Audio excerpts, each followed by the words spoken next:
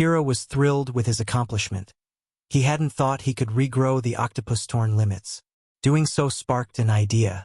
Stretching out his hands, he released a wave of green smoke across the island. The sands trembled as hundreds of skeletons began to emerge. Some had started regenerating flesh and muscle, feeding on the dark energy of the abyssal kin. Kira attempted to heal them, hoping to restore their full bodies.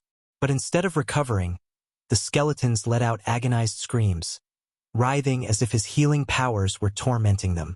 Confused, he stopped, his mind racing for answers. Closing his eyes, he reached into King Eldric's memories, searching for guidance. But the ancient king had never refined the undead beyond sheer numbers. He had relied solely on his warrior strength and the sheer mass of his skeletal army. He had never tried to develop them further. Kira's thoughts shifted to the elemental hall in the temple, his mind locking onto the gate with the grave symbol. At once, the gate pulsed with a green glow. His connection to the skeletons deepened. Their screams faded, replaced by something else. Whispers. Do it. Open the door. Don't stop. Don't think. Just open it. The gate's glow intensified. The entire temple began to tremble. Sensing the disturbance, Johann rushed inside the elemental room. His eyes widened as he saw the door shrouded in thick green smoke, the samples around it sinking into the haze. Then the door began to crack open. Panic surged through him. He pushed against the door, trying to force it shut. No, Kira. Stop. You must not listen to them, Johann shouted. Back on the island, Kira's eyes blazed with swirling green smoke as he gazed skyward. The skeletons clawed at him, their skeletal hands grasping as if urging him forward. The door cracked further, releasing an ominous surge of thick green mist.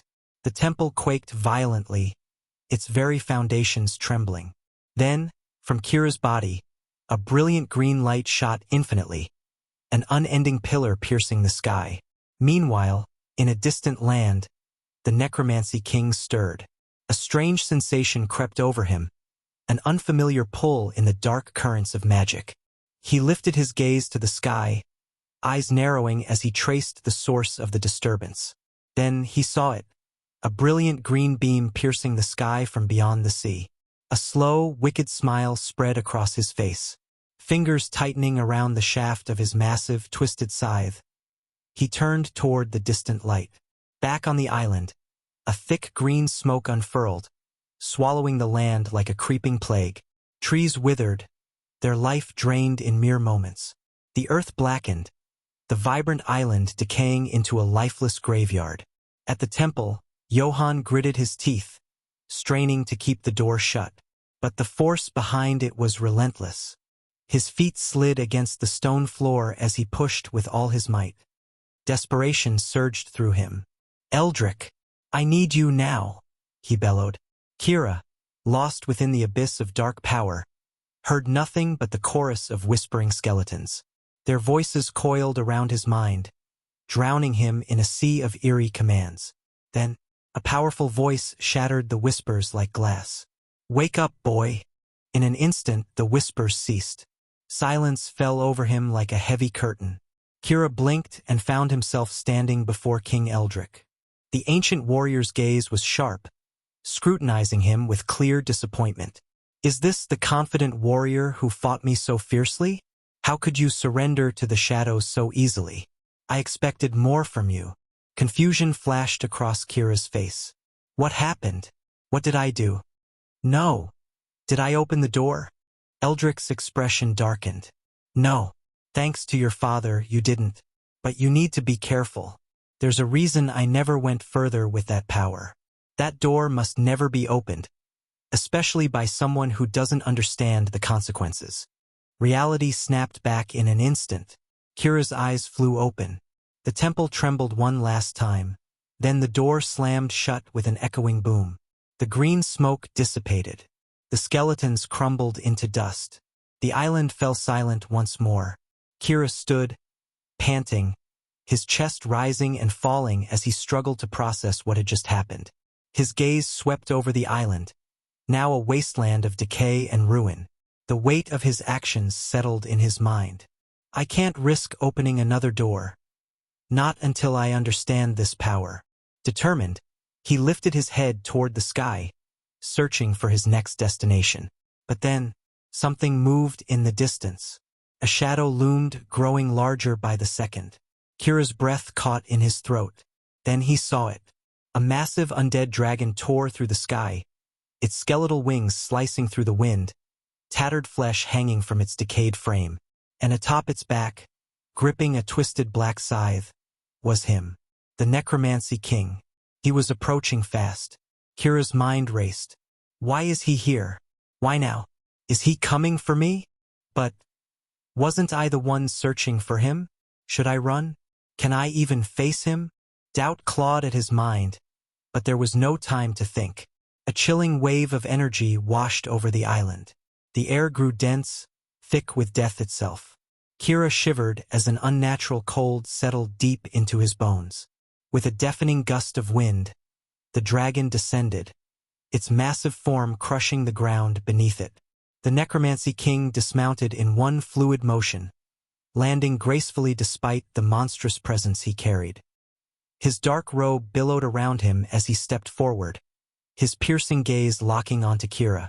A deep, unnatural green smoke seeped from his hollow, glowing eyes, flickering like cursed fire. His grip on the scythe tightened, the twisted weapon pulsing with dark energy. Kira stood frozen. The weight of the Necromancy King's gaze pressed down on him, crushing, suffocating. It wasn't just looking at him. It was searching him, digging into his very soul. Then, in a voice as deep as the abyss itself, the Necromancy King spoke. Who are you? Kira didn't answer. His body tensed as he fought the urge to step back. His fists clenched so tightly that his nails dug into his palms. The Necromancy King took a slow step forward, his voice an ominous echo through the cursed air. Who are you? Kira's breath came shallow, the weight of the near opening of the door still pressing on his mind. He forced himself to inhale deeply, grounding himself in the teachings of Johann, Gara, and Eldrick. I can't show weakness. Not in front of him. Summoning his inner strength, Kira steadied his voice, pushing the fear away. I am Kira, son of Johann, grandson of Aria, the queen of the druids. The Necromancy King's expression darkened. Aria, his voice dripped with disbelief. Don't lie to me, boy. I can feel it in you. The pull into the shadows, the spark of forbidden power. His eyes glowed with eerie green smoke, narrowing as he studied Kira. You've already tasted it, haven't you? Kira ignored the accusation. His voice was unwavering. I'm here for my grandmother. Release Queen Aria, or you will regret it. For a brief moment, silence hung between them. Then, the Necromancy King let out a low, amused chuckle that twisted into something dark. Know your place, he said, his voice laced with condescension. You may have potential, but you are far from ready to face me. Your power is untamed. Your soul is still fragile. Perhaps I should teach you how to speak to a king. As he stepped forward, the very ground beneath him cracked and decayed, the sand turning black in his wake. Behind him, the undead dragon let out a deep, guttural growl, its lifeless eyes locked onto Kira. The air turned frigid, thick with the stench of death and decay. Kira took a deep breath. As his entire body began to glow with heavy spiritual energy, it was bright and pierced through the suffocating darkness emanating from Vero, the Necromancy King. Vero was surprised by Kira's spiritual power that had nothing to do with black magic and wanted to test Kira further. He immediately swung his scythe towards him, but Kira blocked it with his solid arm, confident that this old, decaying scythe couldn't scratch his hard body. But it just passed through his arm, leaving him unharmed without a visible scratch. Kira screamed as he felt the damage. It was as if the scythe was slicing through his soul. Instantly, all of his spiritual power disappeared as he felt weak and slow. The scythe was retreating for another strike. He knew that he couldn't touch that thing again, so he jumped back to avoid it. But Vero didn't stop. He kept swinging his scythe, attacking Kira, who felt slow and weak after the last hit. He was barely able to dodge the hits by a hair, relying on his ability to slow time. But he couldn't find a loophole to attack. Kira knew that at this rate, it was just a matter of time before that scythe landed on him again. A large silver wolf appeared behind Kira as he timed his dodging of the blow with a backward jump to land on the wolf's back.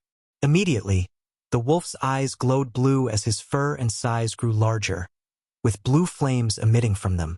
The wolf's speed was unbelievable, running around Vero, dodging every attack as Kira tried to use the time to heal his soul damage. Vero looked again in surprise. He could feel the dark magic within Kira, but at the same time he kept demonstrating multiple types of magic. Kira smiled, looking at Vero as his spiritual energy surged, surrounding his body with bright lights. Then he jumped off the wolf's back and rushed toward King Vero, while spiritual energy concentrated around his hand, forming a sharp blade of energy that vibrated at an extremely high speed. Immediately, Vero slashed with his scythe, trying to cut Kira as he approached. But Kira's ability to slow time and the speed of his spiritual energy allowed him to easily approach while dodging the scythe slash, aiming to attack Vero with his energy blade. But just before Kira landed the attack, a massive blow from the dragon's tail landed on his body, sending him flying far away. Kira was hurt by the force of the blow, but his body endured it without any injuries. He looked in the direction of the dragon to find blue flames rushing towards him before he even fell to the ground from the impact of the blow. Kira screamed in excruciating pain as the flames touched his body for a split second, causing strange burns that continued to spread across his body.